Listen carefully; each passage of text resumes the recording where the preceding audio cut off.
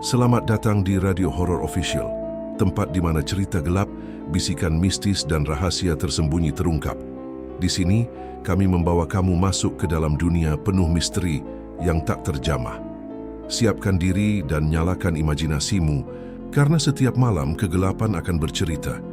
Jangan lupa untuk like, komen, dan subscribe agar kamu tidak ketinggalan cerita horor terbaru dari kami. Baiklah, tanpa berlama-lama lagi, langsung saja ke ceritanya.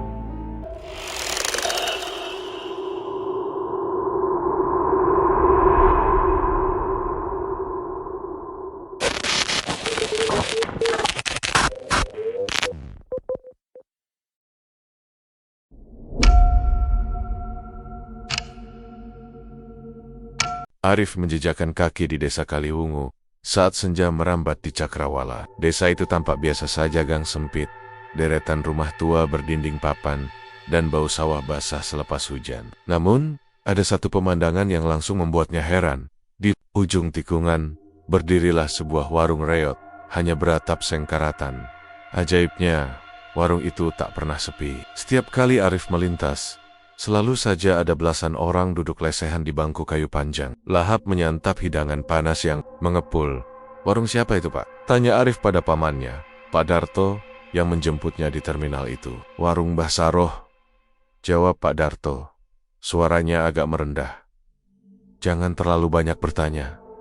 Biarin saja." Arif mengernyit. Semakin dilarang rasa penasarannya, ia memperhatikan papan nama warung yang subur. Tulisannya hampir pudar, "Warung Barokah Rejeki." Malam itu, selepas makan di rumah pamannya, Arif iseng berjalan lagi melewati warung itu. Ia ingin memastikan apakah memang selalu ceramide, dan benar saja lampu petromas di teras warung menyala temaram, menciptakan siluet pengunjung yang duduk berdesakan. Suara sendok dan piring beradu terdengar seperti kidung aneh di kegelapan yang lebih membuat merinding. Ia tidak melihat siapapun keluar dari warung selama hampir 1 jam. Ia mengintai dari seberang jalan. Orang-orang hanya datangan, lalu duduk, dan makan. Tak ada yang tampak pergi.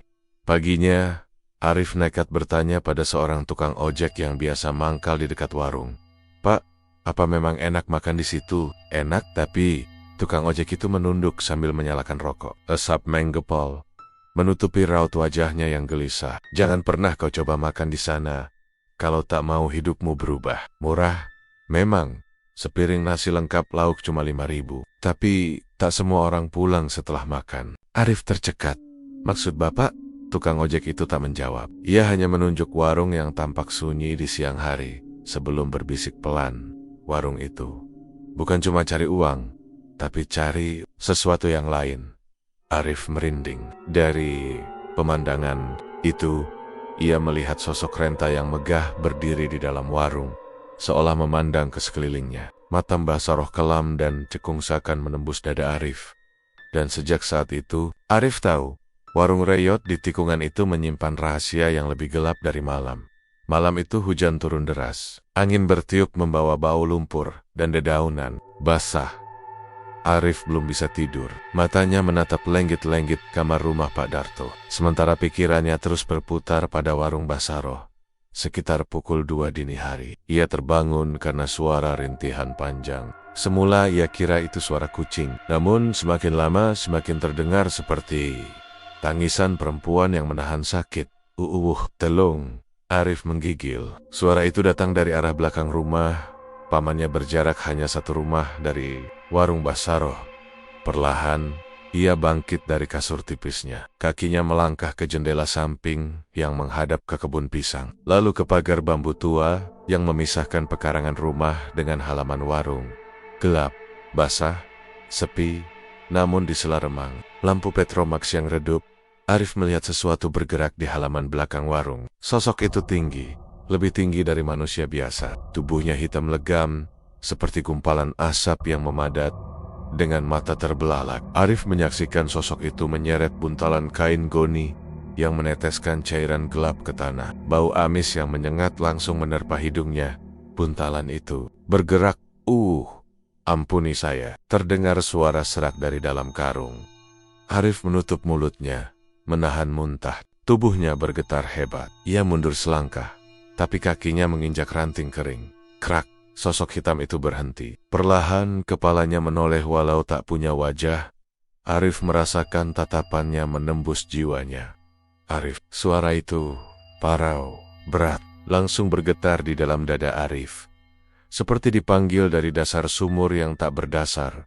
Arif tersentak mundur. Ia menutup jendela ropet-ropet, merapatkan korden, lalu jatuh terduduk di lantai. Tubuhnya menggigil hingga subuh. Saat ayam berkokok, ia memberanikan diri membuka jendela lagi. Halaman belakang warung sudah kosong. Tidak ada sosok hitam. Tidak ada karung berdarah. Hanya jejak lumpur basah yang panjang menuju pintu belakang warung Mbah Saroh yang masih terbuka sedikit. Sejak malam itu, Arif yakin warung itu bukan hanya tempat orang makan. Ada makhluk lain yang datang menjemput tumbalnya. Di kegelapan, pagi menjelang. Langit masih pucat ketika Arif memberanikan diri berjalan ke rumah tetua desa, Mbah Suroyo. Lelaki renta itu dikenal sebagai penjaga adat dan saksi banyak kejadian aneh di Kaliwungu. Di beranda rumah kayu yang lapuk, Mbah Suroyo duduk sambil menatap padi yang menguning di kejauhan. Matanya keriput, suaranya parau saat bicara. Jadi, kau sudah melihat, gumamnya lirih. Bayangan itu, Arif meneguk ludah. Tangannya gemetar saat mengulangi ceritanya. Suara rintihan, karung berdarah, makhluk hitam tinggi besar. Mbah Suroyo menutup matanya sejenak, seperti menimbang sesuatu yang berat untuk diucapkan. Warung itu bukan cuma warung, Le, katanya. Akhirnya, itu tempat pesugihan. Pesugihan? Arif menelan rasa takut yang menyesakkan. Ya, Mbah Suroyo mengangguk perlahan. Mbah Saroh sudah lama menjalin perjanjian dengan penunggu alas wetan makhluk yang disebutnya Isirep. Konon, dulu dia ke Gunung Kendali Sodo, melakukan tirakat 3 malam di goa yang dilarang dimasuki perempuan. Dia ingin cepat kaya, agar tak lagi dihina. Arif menandok. Ia teringat cerita samar bahwa Mbah Saroh dulu hanya penjual sayur keliling yang miskin. Suaminya kabur entah kemana. Semua orang menertawakan hidupnya. Mbah Saroh minta kekayaan, lanjut Mbah Suroyo. Tapi setiap hajat ada bayarannya. Syaratnya, dia harus memberi tumbal manusia. Daging dan nyawa manusia itu yang membuat warungnya tak pernah sepi. Makhluk itu akan menjaga rezekinya, asal tumbalnya tak putus. Arif merinding mendengar penjelasan itu.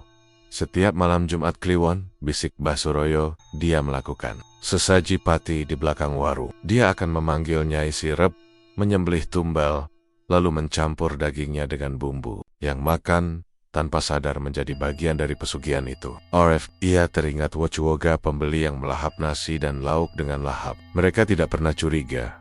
Apa orang-orang tahu? Tanyanya pelan.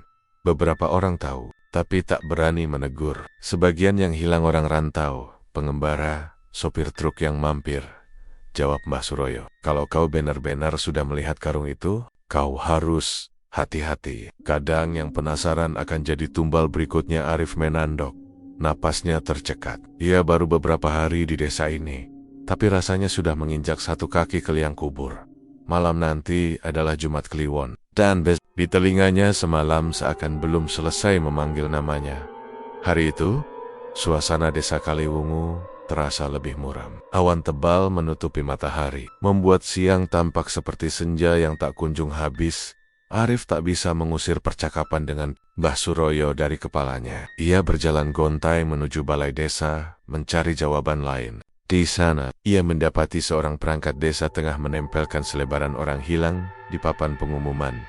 Foto seorang lelaki paruh baya terpampang jelas. Wajahnya ramah, berkumis tipis, mengenakan kaos oblong lusuh. Di bawah fotonya tertulis nama Slamet Rianto, usia 51 tahun, terakhir terlihat makan di warung Mbah Saroh 3 malam yang lalu.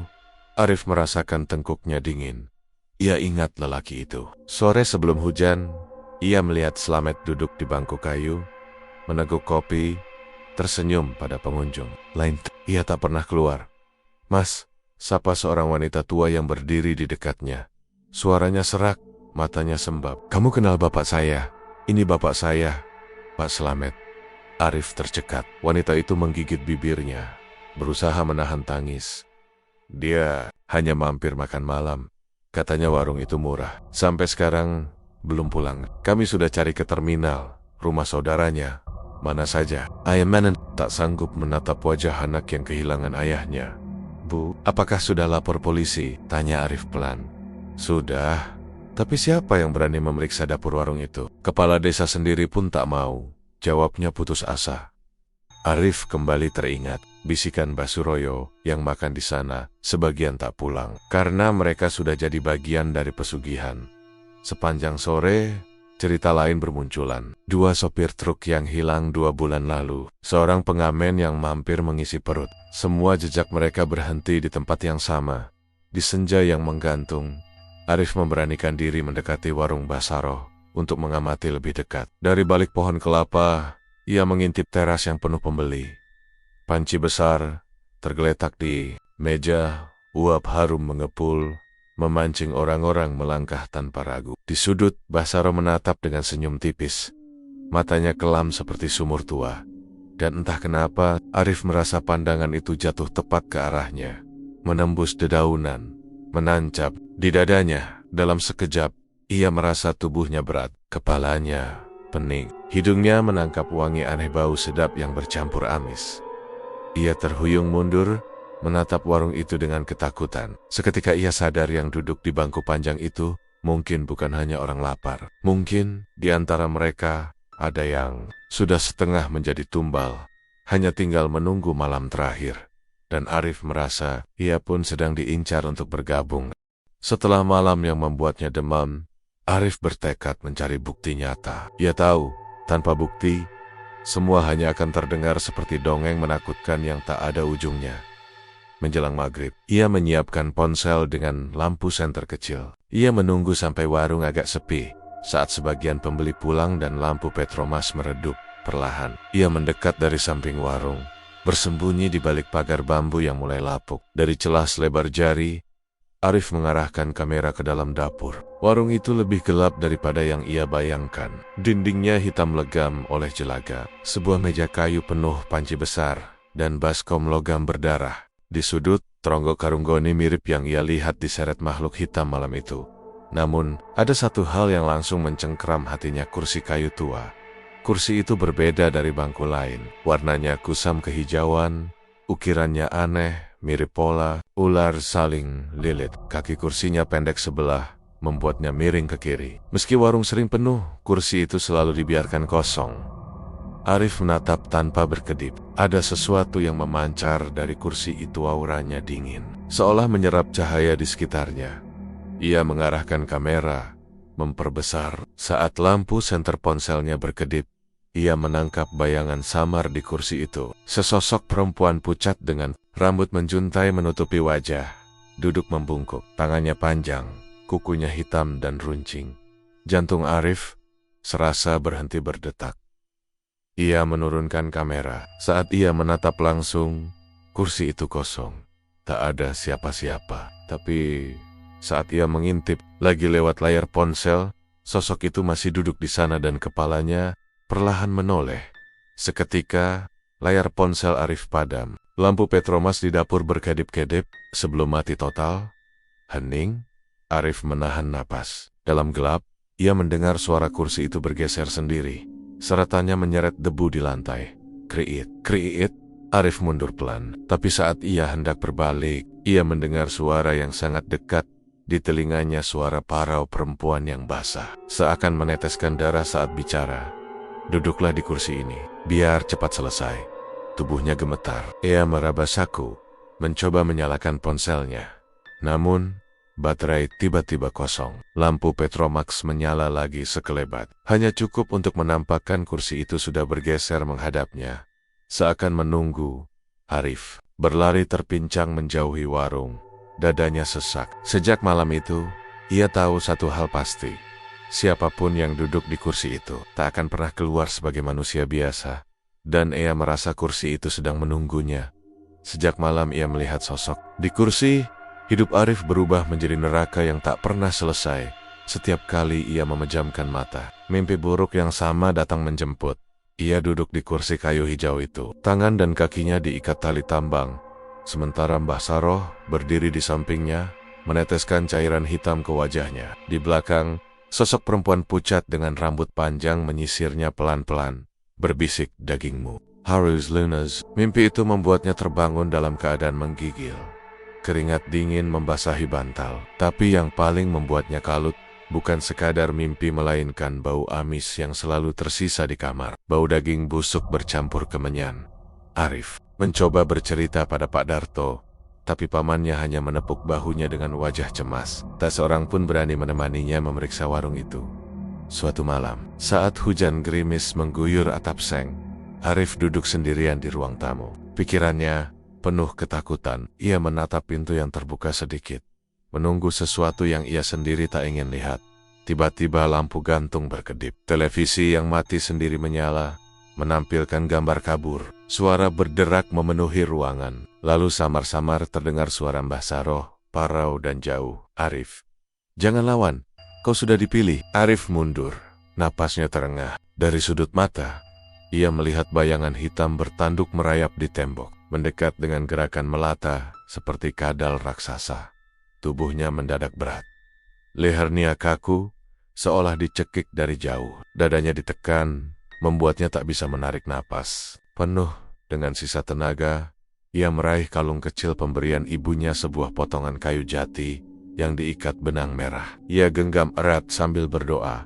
Bayangan itu berhenti. Suara perempuan berbisik mengelilinginya, seolah ratusan mulut berbicara. "Serempak, serahkan ragamu, atau kami jemput sendiri." Lampu mendadak padam. Hening. Saat lampu menyala lagi, ruangan sudah kosong. Namun di lantai, Arif menemukan jejak lumpur hitam yang menjalar dari pintu hingga ke tempat ia berdiri. Dan di tengahnya, sebuah bekas telapak kaki yang bentuknya aneh besar, dengan 4 jari panjang, seperti kaki binatang. Esoknya, tubuh Arif demam tinggi. Seluruh sendi nyeri seperti ditusuk jarum. Tak ada dokter yang bisa menjelaskan penyebabnya. Dalam kabut panas badannya, ia mendengar suara itu kembali lebih dekat, lebih menuntut. Malam Jumat Kliwon. Saat bulan mati, kau akan lunas. Dan ia tahu, waktu yang tersisa untuknya hampir habis. Malam Jumat Kliwon pun tiba. Langit gelap gulita tanpa bulan. Angin yang bertiup dari arah kebun membawa bau amis yang sudah begitu akrab di hidung Arif. Tubuhnya masih demam, tapi ketakutannya jauh lebih besar daripada sakit yang ia rasakan. Malam itu, ia memutuskan, jika aku tak mengungkap ini sekarang, aku tak akan hidup sampai pagi. Ia menyiapkan ponsel dengan baterai cadangan, kalung kayu jati pemberian ibunya, dan senter kecil. Dengan langkah gemetar, ia mendekati warung Mbah Saroh yang tampak remang di kejauhan. Pintu warung terbuka sedikit. Cahaya redup dari lampu Petromax menetes keluar, seperti air mata kuning yang jatuh di tanah basah. Arif menahan napas, mendorong pintu. Di dalam, Mbah Saroh berdiri membelakanginya, mengenakan kain hitam lusuh. Di depannya, sebuah sesajen lengkap. Kepala kambing, bunga 7 rupa, dan sebatang lilin merah yang menyala pucat.